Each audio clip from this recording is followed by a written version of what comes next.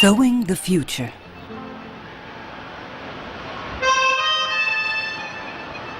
Flying over the Brazilian state of Rio Grande do Sul, we were on our way to its capital, Porto Alegre, the birthplace of the World Social Forums, to attend the Second International Conference on Agrarian Reform and Rural Development, sponsored by the FAO and the Brazilian government and held in March of 2006. It certainly felt as if the idea of the fight for land and natural resources was spreading around the planet like a benign breeze. And we understood that the concepts of agrarian reform and food sovereignty, abstract and far removed from our daily lives, was an everyday reality which is part of a new universal language, the language of the earth. The culture of the land? Well, the topic of the culture of the land. We consider it literally as our lives. We call it the Pachamama, which over these centuries has given us our lives, our health.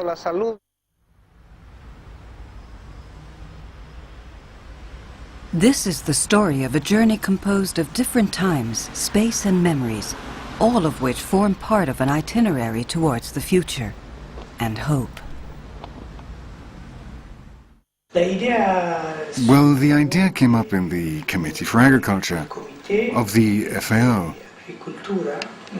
The idea, indeed, was to propose an international conference on agrarian reform and rural development.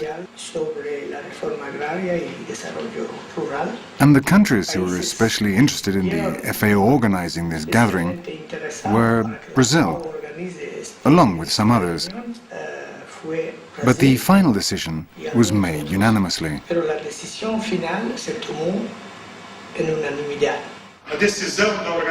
decision of the United Nations for Agriculture and Food Production, the FAO, to hold this conference in Brazil is an honor for us. I think it's important to explain, as another interesting point, why this conference will be interesting and complicated. The decades of agrarian reform in Latin America and other places were simply programs against the big plantations. Nowadays, there are many more key words which form part of the laws and the vocabulary of everyone. Environmental sustainability, the gender dimension, the indigenous dimension, the rural, the urban.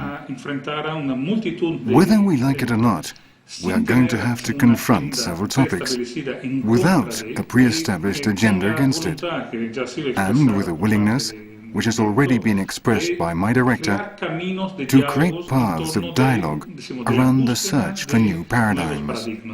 The first FAO International Conference on Agrarian Reform and Rural Development held in Rome in 1979 ended with the issuing of a document called the Letter of the Farmer. 27 years later, it is still an impressive document. In it, agrarian reform is said to be a decisive factor in rural development. It defends a more just distribution of and access to land, water and other natural resources, the protection of women's rights, food security, environmental protection, the eradication of misery, and a more just distribution of the benefits of progress. Unfortunately, the years following its publication did not see its generosity transferred to reality. We have come to Brazil because we have been meeting with many of the world's countries to find solutions to agriculture, to local fishing, and to many of the rural workers who have been forgotten by many international and indeed national governments around the world. Equality, democracy and justice, Mr. President, were also the lifelong goals of José de Castro. This conference is dedicated to the memory of José, to the writer, to the politician, to the humanist, to the Brazilian scientist who confronted the plantations, defended agrarian reform, demystified hunger as a biological phenomenon, unmasked the theories that attributed the misery of poor countries to the race of its people or to the climate of its land. There are also fundamental factors. With thin agricultural production, such as storage means, processing means, and transformation means, which allows for the necessary added value to increase the income of farmers.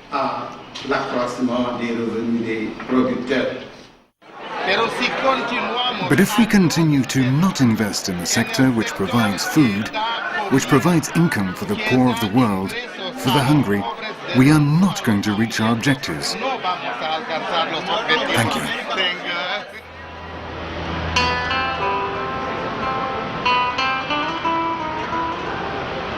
In the travelogue of this voyage, there are inevitably pages dedicated to one of the major ports of call, the city of Valencia in Spain, where in December of 2004, civil society organized the World Forum on Agrarian Reform. The seeds were thus planted, and the idea has since thrived.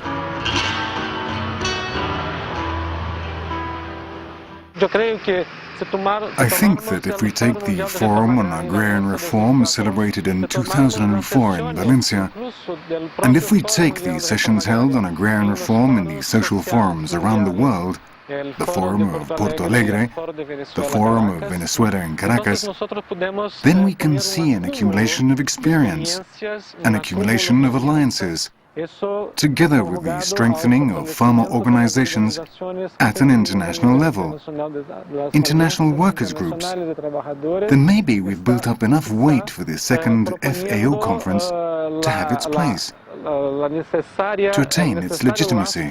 Para que esta segunda conferência de la FAO tenha lugar, tenha espaço e tenha legitimidade.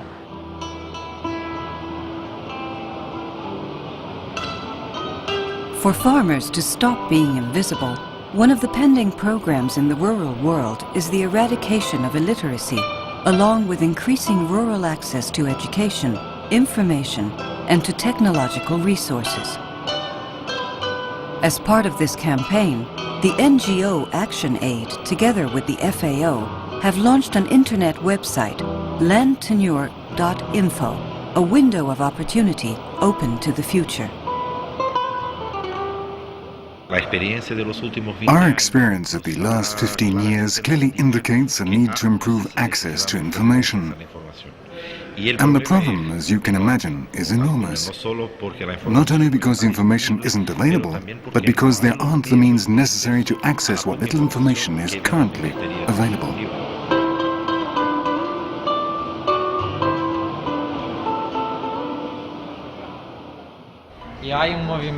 And there's an organized movement for the struggle for land on all continents. And I think the debate on agricultural land usage has been reopened in Europe too.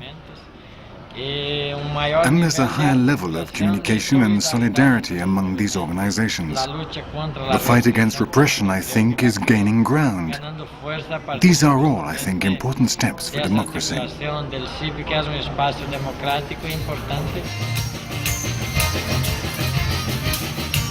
Halfway through the government-sponsored conference, amid profound debates and reflection, a parallel conference organized by civil society was presenting one of the most moving and representative of platforms, the global campaign against rural violence. Well, it was like, well, since then, so far 10 farmers have been killed. Oh no. Well, when I came here, 6 had been killed, and I've been worried, very, very worried, because That's a full-blown offensive, isn't it? yes, and I say that there's no turning back. We're after the big plantations.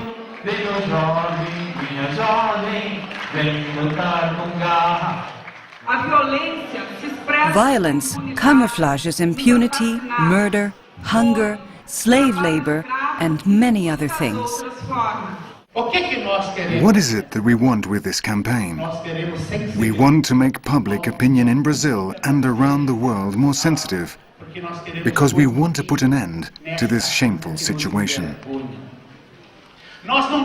We don't want to discuss rural violence only when people like Sister Dorothy die.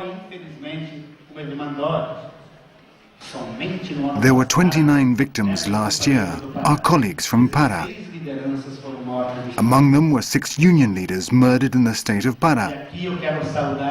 And from here, I'd like to greet our widows, who are here and who have come from different parts of Brazil, the victims of violence. He was a young idealist, a lawyer. He was 37 years old, exercising his profession, defending workers' rights, expropriating land. And he was murdered. I've been left with 4 small children, and it's very hard to bring up our children. In Para, they are murdering people. In Para, they are killing the forests. In Para, terror is paralyzing the entire agrarian reform process. In Para, impunity reigns. In Para, how absurd the social exclusion.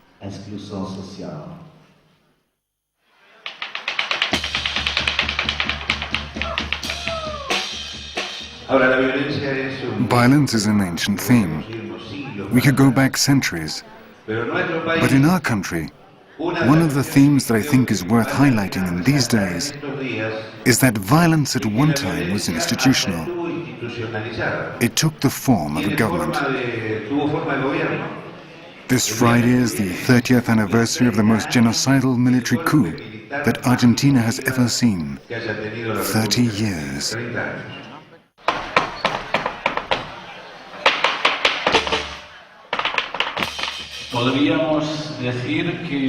We could say that since the death of Emiliano Zapata, who was assassinated for defending agrarian reform in Mexico, indeed for defending land and freedom, from that day to these moments, we are living now. Rural violence has been present in Latin America.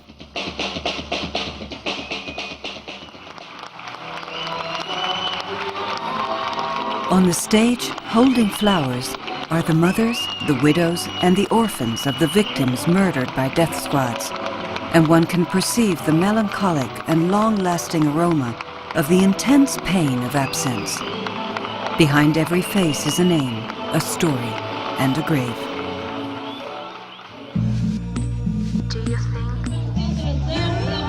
On the 8th of March, the International Day of the Working Woman, these same women and their colleagues from the National Organization of Rural Workers, CONTAG, are marching through the streets of Porto Alegre, calling for an end to violence and impunity.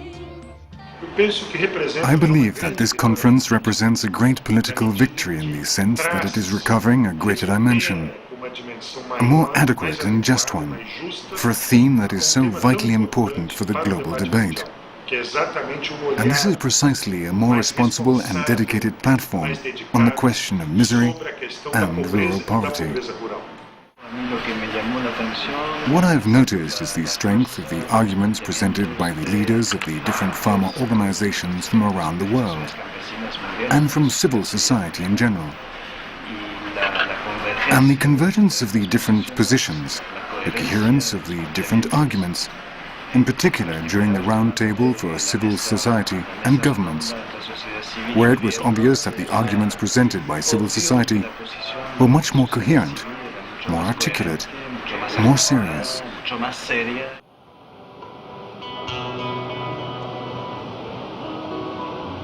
The spirit of the conference and the new momentum for the right to land and natural resources, which experienced a rebirth in Porto Alegre, were reflected in the meeting between government officials and civil society. For the first time in the history of governmental summits, ministers and farmers sat at the same table as equals, sharing concerns and hopes.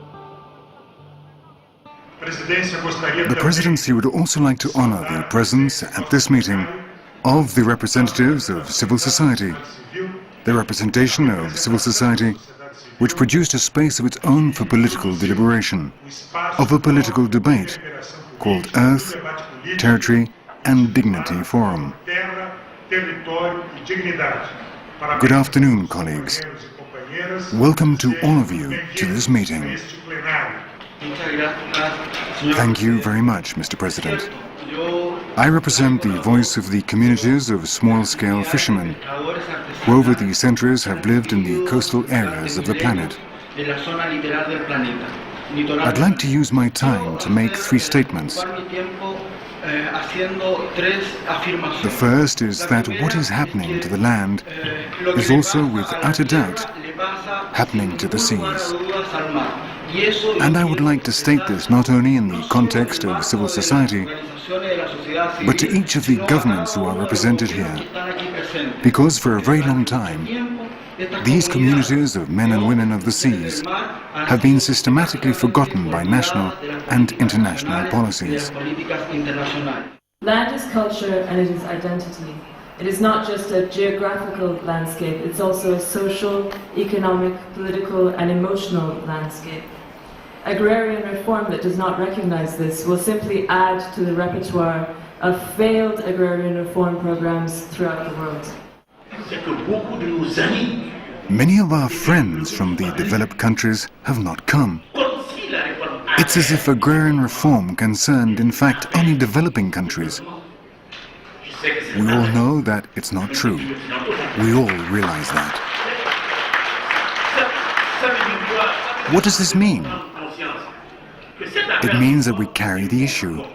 We must maintain it at the heart of the FAO. And for that, we must give the FAO the means to exist. This is a theme I will repeat through to our next conference to be held in 2 years' time, where hopefully we won't have a list this long of countries which are not paying their contributions to the FAO. If the FAO does not have the means to work, all of our statements will be for nothing. Thank you again, Mr. President, for your patience. The issue of land is a very important one, as much for my country as it is for the rest of the world. Because land constitutes an important good. It is wealth. It is starting from land that you can do business, related to agriculture, related to livestock, related to fishing too. Because if you don't have land, you are completely disconnected from the system. We can also add that food sovereignty cannot be appreciated. Food sovereignty-inspired programs cannot be evaluated using standards used up until now. We hear talk of growth rates, but at a local level we can see that in spite of the supposedly high growth rates, rural populations are still becoming poorer.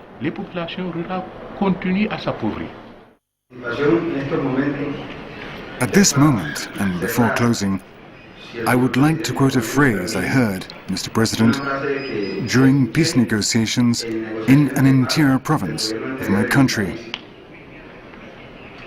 A citizen there said that hunger is not the physical lack of food.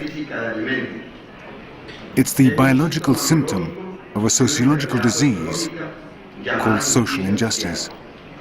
For us Mexicans, the problem of people in agriculture and food sovereignty is necessarily linked to land distribution,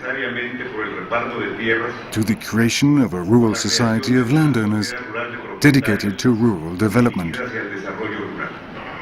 And this implies that farmers, after receiving land through such programs of land reform, receive backing for production programs through subsidies from the state. During the government of Carlos Salinas, there were constitutional reforms which allowed farmers to sell their land. But due to a lack of support and backing from the government, and to the sums of money offered by transnationals, areas which were once communities are now the private property of transnationals. For us, food sovereignty is a group of rights. Rights which start with the right to sustenance, to food, and to healthy food, and the right to produce this food. Because in the last few years, those who have always produced this food, the peasants, the small farmers, the women, and the rural youth, are truly threatened. As a matter of fact, there is a current agrarian reform law which is to be modified in order to redistribute land fairly, so that poor people too can have a place to cultivate. And the big landowners should understand that we are people too, in the fields and in the communities, and that we can be a balancing force in the redistribution of land. It's called an agrarian pledge that is given to the cooperative to maintain the fields. The day the cooperative stops producing, the land returns to the state. You can't sell it. No, absolutely not. The second point is that there is no food sovereignty if there is no agrarian reform, if there is no just distribution of land. Fair markets, the control of the local market, of the regional market, of the market of producers and consumers is fundamental too. Fair prices. It's important to remember that in the end, the weight of rural poverty comes from the present-day coexistence of agricultures with very different levels of productivity. Fair commerce, food sovereignty, defense of the productive interior of each country, which means that a day of work is sometimes the equivalent of a year and a half of work of the least productive farmers. This results in a very strong drop in the prices of agricultural products for the simple reason that prices on the international markets are determined by the exporting agricultural countries. Who's more efficient, the small or medium-sized producer or the big producer? Who works the land better? Who grows the better soybeans? The company which plants 150,000 acres or me, who plants 150? Land is a common good. The seeds are too. And so is water. And they cannot be under the control of the supply and demand of the market.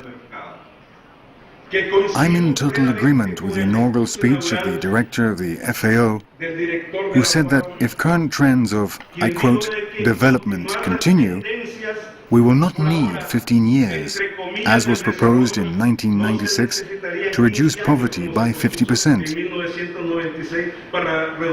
We will need, he said, 150 years. Can you imagine how we will be in 150 years? We are talking about agrarian reform with basic human rights. So it is the FAO's mandate to strengthen all of the political space on this base. We're not saying that it must be like this or like that. What we're saying is let's create a space. We, the social movements, we will commit ourselves to being accomplice to strengthening this relationship with the FAO if it fulfills its mandate of reform. And the other mandate is the defense of the agriculture of indigenous farmers. Naturally, while the powerful, politically and economically, have been running the country, we have been very concerned, because all the country's ecological reserves, the reserves of arable lands, even the plantations, have been quite irrigated. And we are working with other indigenous communities, trying to legalize and recover these natural resources. But we are more or less between 40, 50, 100 hectares, more or less. And I think we have to protect that too, because if we start devastating all that, the cooperatives are going to be left without any space. And a mandate we would like to give them, although we are not government, but we are part of civil society, and some constitutions state that the sovereignty of a people rests upon the people themselves, and not on governments. And this mandate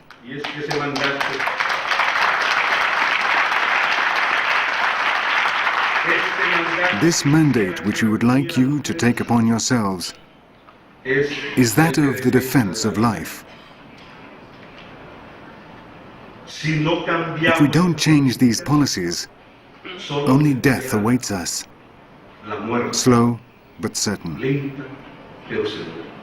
We've got to defend humanity, definitely changing life in these policies. We'd like you to assume this. For us, this conference is of utmost importance, even though it's 27 years later. But if we change now, if we reorientate these policies now, tomorrow will be different, and a new future will await our people and our great majorities, which are indigenous people, farmers, women and youth. Thank you. The Presidency wishes all of you a happy return to your communities and your countries. May you return in peace, and may you return with the energy which you have shown in Brazil, our country. This energy of militancy and this commitment which is so fundamental to this generous idea of peace and of the fight against poverty. May you return in peace and know that the energy you brought to this conference will be translated into a profound and militant commitment of our government towards the FAO and to all of your countries. Thank you very much on behalf of the Presidency. We salute the Second International Conference on Agrarian Reform and Rural Development. Thank you very much. Happy return home. And I declare the Second International Conference closed. Thank you very much, ladies and gentlemen.